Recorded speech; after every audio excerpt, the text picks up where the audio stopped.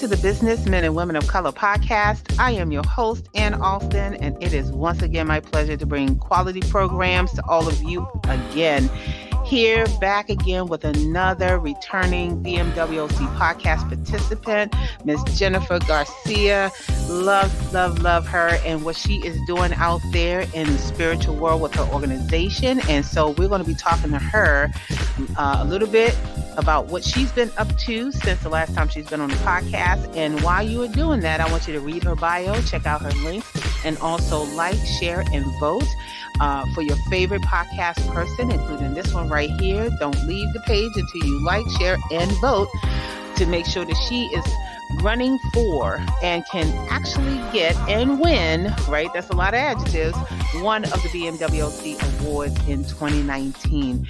If you're not sure who we are, the BMWC is a group that is unifying everyone around the world about your career or your business, what inspires you, what gives you passion to do what you do on a daily basis. And we're using that information to encourage other individuals to make life choices. So make sure that you check out all the pages and listen to all the podcasts that are going on this year, because this is the platform to be on. And if you missed it this year, check us back in 2020 to sign up to be part of the BMWC family.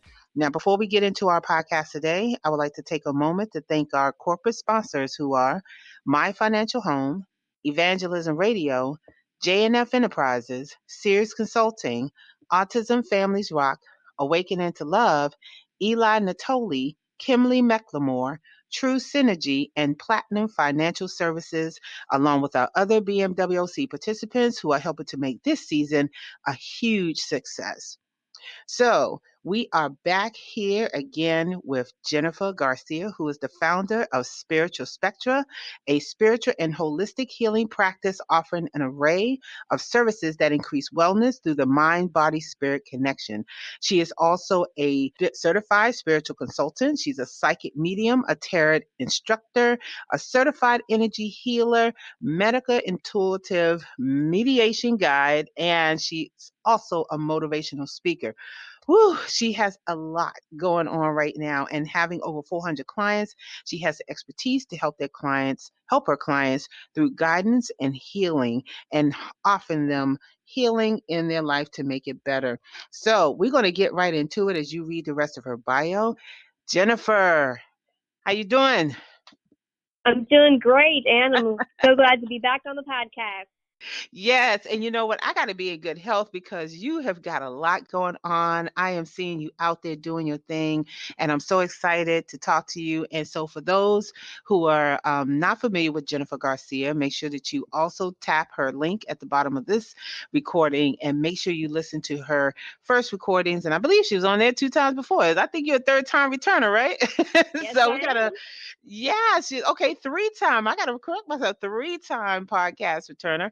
And she has just been doing so much. And so, for those who are listening on their mobile devices, can you just go ahead and give them a little bit of background about your interests when you were growing up?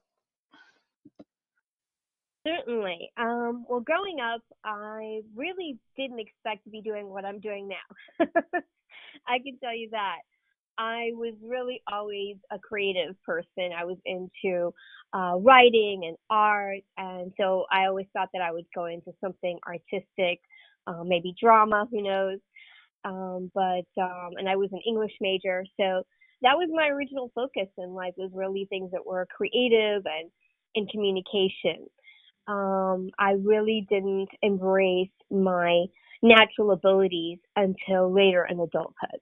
Okay. Okay. So Okay. So basically, since then, you have been on a mission to help people with their spiritual and holistic healing. And so let's just go ahead and get right into, what have you been doing since the last time you've been on a podcast with your programs, and now you have a new office and everything. So, what's been happening? Well, last year was an incredible year. 2018 was awesome. So many wonderful things happened last year. So the year started out phenomenally well, where I was invited to be on the Mix 107.3 radio show, the Jack Mm, Diamond Morning Show. and I offered psychic readings to all the individuals on that show. So that was really a wonderful way to start the year. I found a new office space, which has allowed me to begin events that I had been hoping to do, but had been holding off. So I now have started a wellness talk series, and I'm really excited about that. And I can tell you more about that later on in the podcast. The one thing I'm really proud of that I also want to mention is my meditation circle. I Mm-hmm. host it on a monthly basis. And at the beginning of this year, the Baltimore Sun interviewed me for an article all about my meditation circle. Really? Wow. Wow. Okay, so let's talk about the interview that you had there. What was the meditation circle? What exactly is this concept that you come up with, and how does it help people?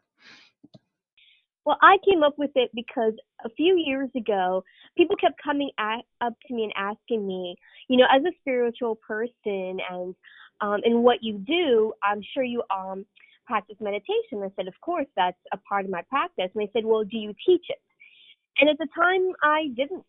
I had certainly practiced meditation in various spiritual circles, but I'd never really thought about teaching it as part of my business.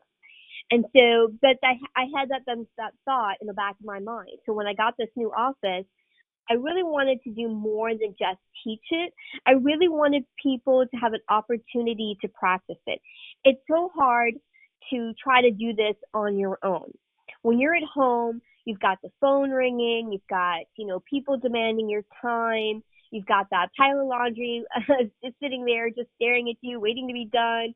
There's so many distractions that it's really hard sometimes to be able to take time for yourself to really get in tune with your own needs, with what's going on with you at that moment in time, to get that sense of peace or calm.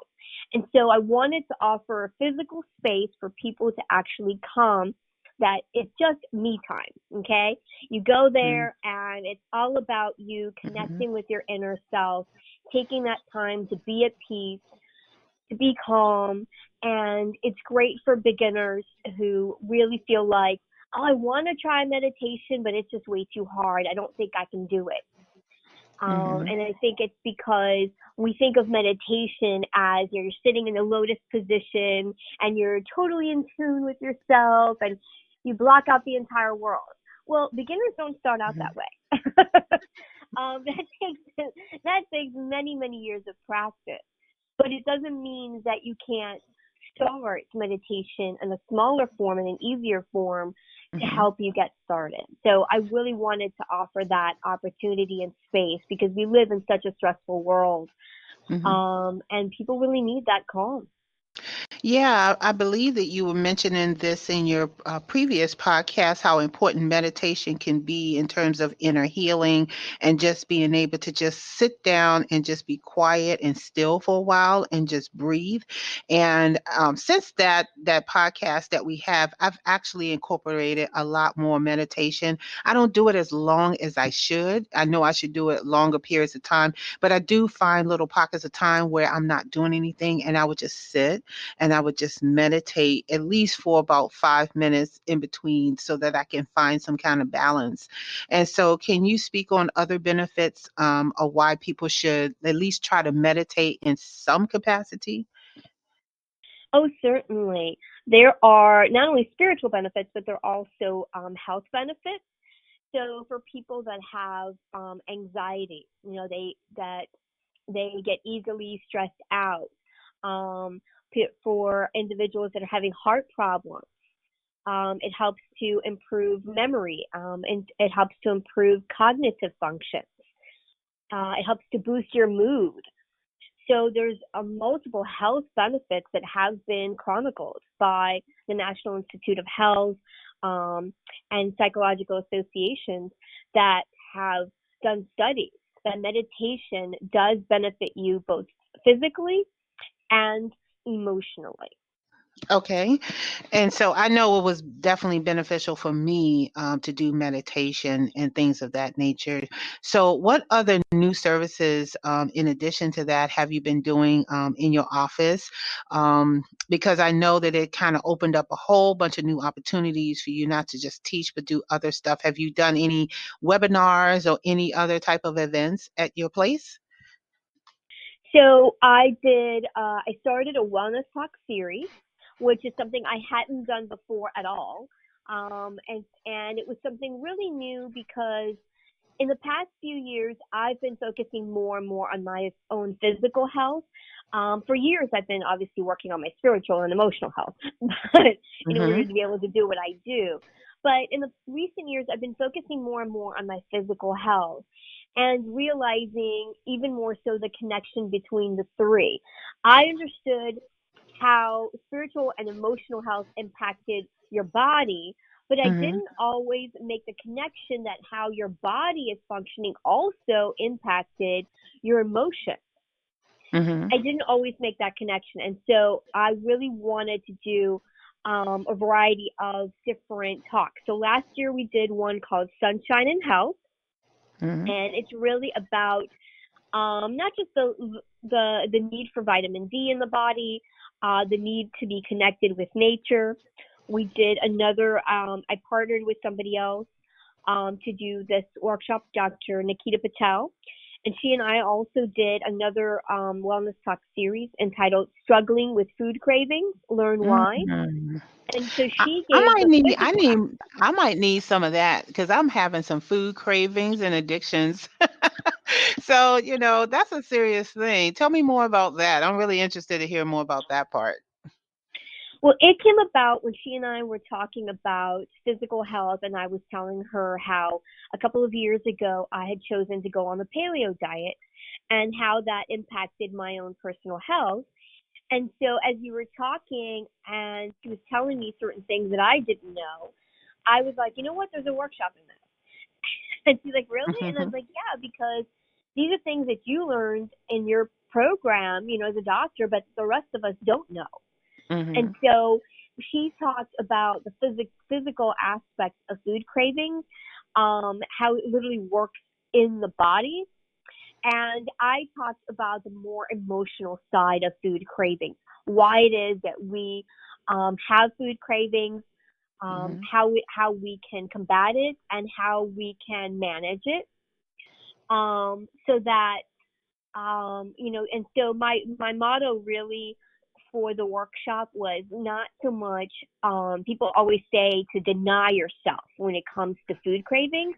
Mhm. So with me, I change it up instead, and I say feed the craving healthily.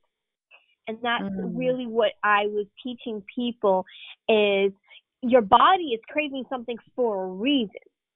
So you need to feed your body, but you need to feed it in a healthy way. So food cravings partly is emotional, but partly is physical. And so you do need to feed your body, but you feed it in a healthy way. Mm. And so that's what the two of us really wanted Right. to share with others. Right. I think for me, because I can only speak for me, when I know that I need to feed it in a healthy way, but I often don't. But I guess I will probably need to figure out, what is the way that I can turn off the bad foods that I want to feed myself because I'll say, "Oh, this will make me feel good." You feel good, right? But I know it's not good for me, and I think a lot of us struggle with that a lot. So hopefully, I can probably get you to come down here and probably do one of these workshops about eating healthy and trying to overcome putting the bad things in your mouth as opposed to the good things that we need to do for our health because there's so many health issues out there. And a lot of it is just medication, stress, food, the way food has been processed, water, the way even that's processed nowadays. So there's a lot of struggles with food even if it's not like an addiction. And so I think that that's some things that you need to talk about that I think a lot of people will benefit from. Definitely Right. for sure. And that's Mhm. why I wanted to focus more on food cravings versus just lose weight, because really, a lot of people manage to get on a diet program and lose weight.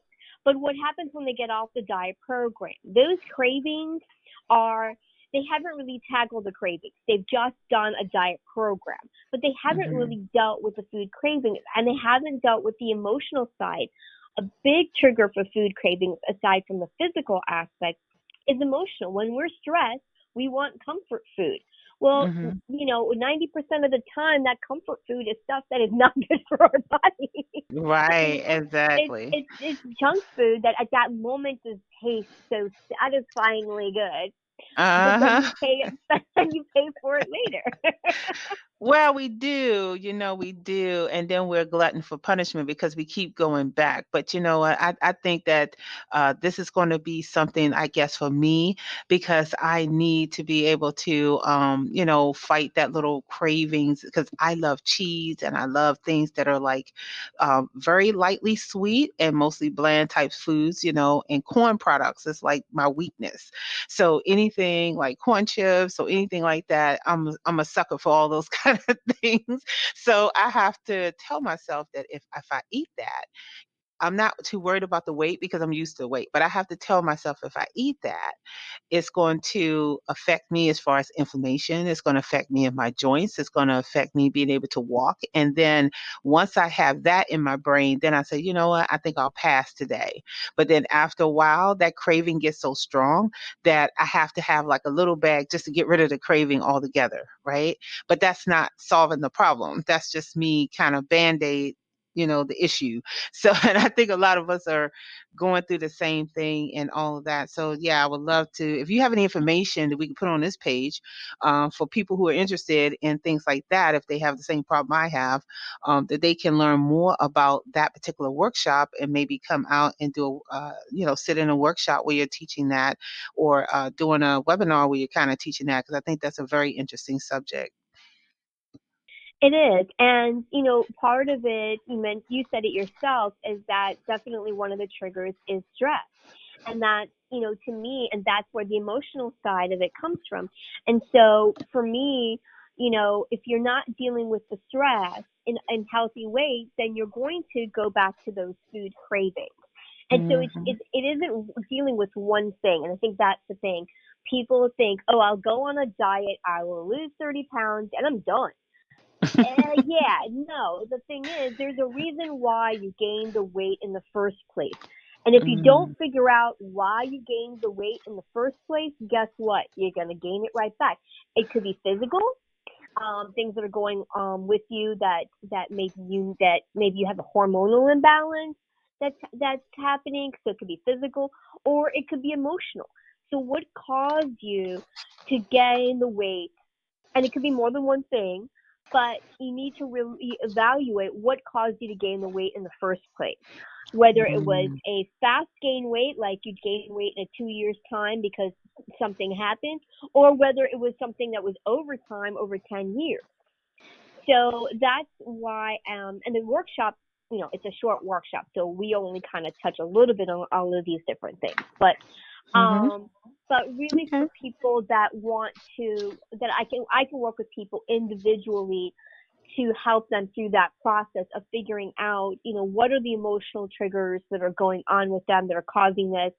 Hmm. What is it that's going on in their life that they are maybe not making the best decisions for themselves in their life.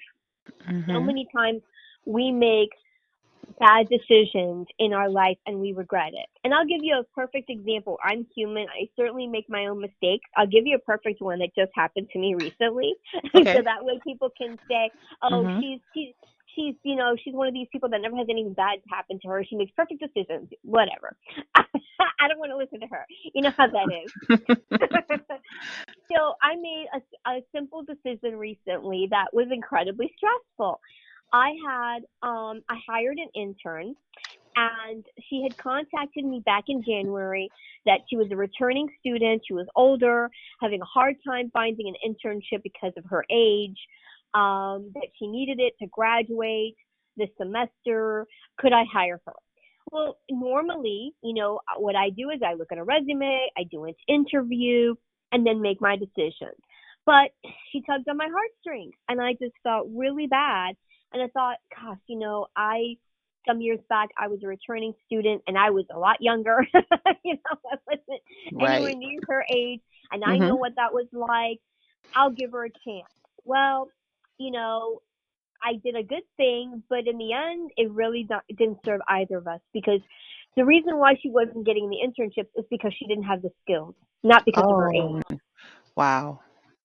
And the whole entire internship was just a torturous process of trying to teach her skills that really she should have known that were really basic. She needed to take more courses. She really just wasn't ready yet. Mhm. And she made a lot of mistakes. The last one was a costly one for me. She sent out messages on Facebook to people that she shouldn't have, who were higher up people who were really ticked off and thought that I was spamming them. And it was difficult. It was a kind of a little mini PR nightmare for me. And so that made me Mm. really stressed out. And so I could have easily, just like gone to the store and bought a bag of potato chips and just stuck at myself through this whole process thinking, how do I get myself out of this mess? I've hired this person. She's just not working out. I don't know how to fire her because she's now going to think it's an age thing if I fire her. And it was just really stressing me out. But instead, Oh. I tried to flip it around and say, okay, how do I make this a learning experience for her and for me? Clearly, she's not ready. So instead of trying to put things on her that she can't do, I'm going to try to give her what I think she can manage. And I'm going to manage my own expectations and realize that, you know what, I might have to do all the work myself. And Mhm. I committed myself to this learning experience for her and being a mentor, and that's what I'm going to do. And so Wow. sometimes you have to just own up to your own mistakes and Mhm. realize, okay, I made a mistake and maybe I don't know how to get out of it. So instead, I'm just going to try to make it better for as long as I can. And thankfully, it was something that was timed. It was for a 2 month period, and so it's over now. But Mhm. sometimes that's the thing. It's how a lot of times how we view a challenge or something, and how we approach it that causes us more stress. I could have just, that's not to say that sometimes I didn't complain behind her Mhm. back, Mhm. because Right. sometimes you need to vent. There's nothing wrong with that. Yeah, just kind of Um, balancing it and know how to manage how much stress that you really exert for a situation. That's hard too. You kind of hit on that too, because every time that people think that they can manage stress, they don't realize how much stress they've already exerted before they realize it. you know, oh my gosh, I'm stressful. Let me just stop. And then by that time, you've already then exerted so much stress. Exactly. And then you compound it and don't even realize how stressed you are. And then that's when it comes out in physical symptoms where people have Mm. migraines or they have stomach digestion problems. Um, and so they have all these physical symptoms. And then they wonder, well, why am I having headaches? Or why do I have Mhm. acid reflux? Or, why am I Mm. having digestion issues? Well, Well, you know, stress. oops, you're stressed. And you may not even realize how stressed you really Wow. are. Oh, wow. And you know what? That was like pretty much like your very first podcast was about stress and being calm. And I can remember when, just how calm you were when you were doing your interview. And by the time you finished with me, I felt so calm and relaxed. And I had a new way of thinking about things and I started putting some stuff into practice. And it definitely has helped me in a lot of ways, just those few tips. And so I want people to hear those tips. We're not going to go in those tips because I think we've already gave you guys enough. And I think the big one today in this podcast is manage your stress, and that leads to making good food choices so that we can stop being overweight. And that is a challenge right there by itself. So It that is is. some great It stuff. is. And I do want to tell women out there, hmm that weight is not about how you look. I don't want you to have like bad body image. It's really hmm about how the weight impacts your overall health. For mm me, I some years ago I had gained weight and it impacted my health. I was sluggish. I was tired all the time. I would go up the stairs and I'd be huffing and puffing. Um, and I didn't have enough energy. Mhm. Physically, I would have pain in my back because of the weight. And so, having lost, 50 pounds, I Mhm. can tell you I, I'm so much more active now. I can do so much more. I have more of a social life because the weight, I didn't realize how much it was impacting me. And Mm. so it's not about body image. It's not about, being skinny. It's about how it impacts your larger health. Mhm. And there were other health conditions that I was borderline that if I didn't make some positive changes, I could have gotten, diabetic. Um, Mm. and so that's the thing. We just don't realize that it's really not about losing those 20 pounds for a wedding so you look good, or, you know, Mhm. it's, or like I'm going to lose 10 pounds before summer so that I can get into a bathing suit.